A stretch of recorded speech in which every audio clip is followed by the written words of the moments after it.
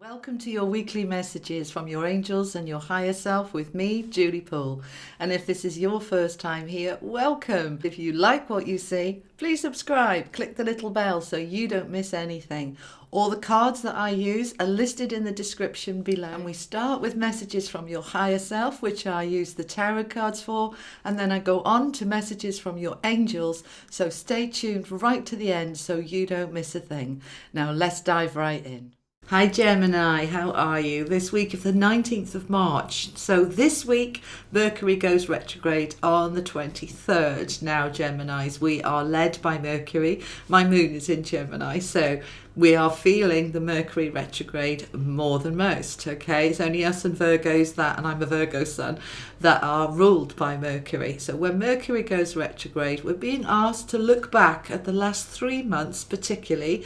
It's that period since Mercury went retrograde before. So how has our life been over the last 3 months? Take a little bit of stock and to slow down for the next 3 weeks until Mercury goes direct again, and he's going direct on April the 15th.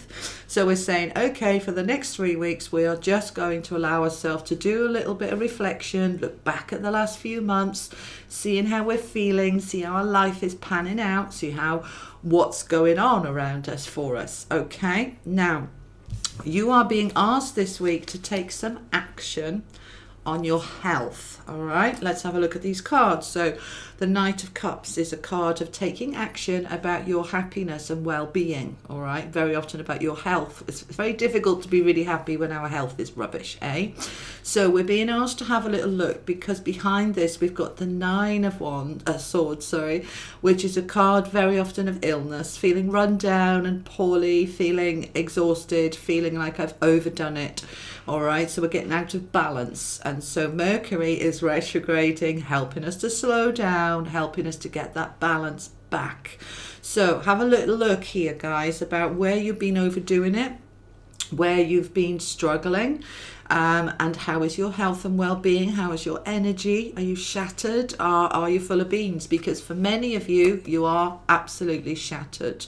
Now, it's not going to apply to everybody. This is a general read, so it's worth you checking out your moon and your rising as well, and looking at where this pans out into your monthlies for March, because as we're coming into this week of the 19th, we're also moving into spring in the Northern Hemisphere.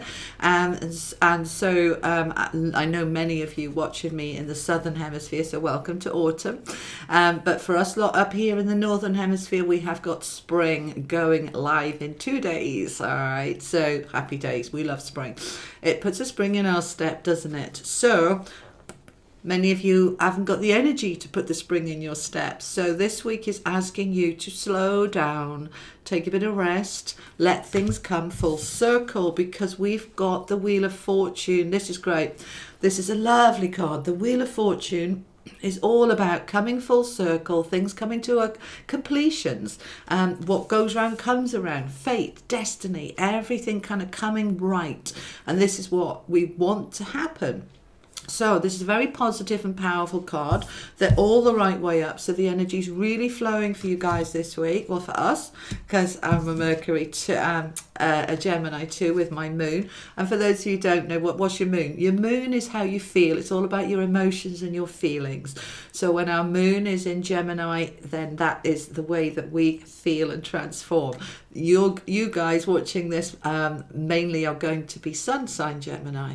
So your angels, what are they saying this is about? The eternal light of love. Do you know this card absolutely sprang out of the pack when I was shuffling them, and I was saying Gemini for the 19th, Gemini for the 19th, and it flew out, and I thought, oh, I don't know if that came out by mistake, so I put it back in, reshuffled them, and it flew out again. So there's no doubt that your angels are saying to you, the emphasis this week, guys, is eternal light of love. Now this is our own light within us, our own love within us, our love for ourselves, our love for our job, our love for life, our love for everything around us.